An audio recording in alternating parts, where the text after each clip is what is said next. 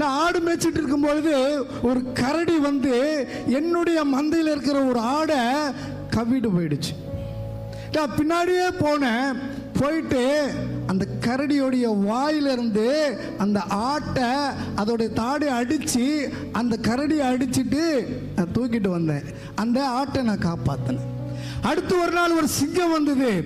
அந்த சிங்கம் என்ன பண்ணுச்சு, இப்படிதான் ஒரு ஆடை, என்னுடைய மந்தையில் இருக்கிற ஒரு ஆடை தூக்கிட்டு போயிடுச்சு. நான் என்ன பண்ணேன், பின்னாடியே போயிட்டு அந்த சிங்கத்தை அடிச்சு அது வாயை கிடிச்சு அது வாய்க்குள்ள இருக்கிற அந்த ஆட்டை தூக்கிட்டு வந்தேன்.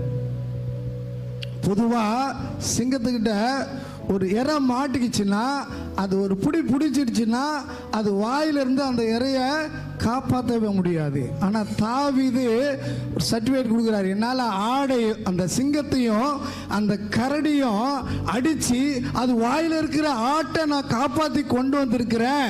அப்போ அந்த பெலிஸ்தீனையும் என்னால் அடித்து இந்த இராணுவத்துக்கு, நம்முடைய இஸ்ரவேல் இராணுவத்துக்காக நான் அந்த யுத்தத்தை பண்ண தயாராக இருக்கிறேன் அப்படின்னு ஒரு அப்ரூவல் கேட்குறாரு.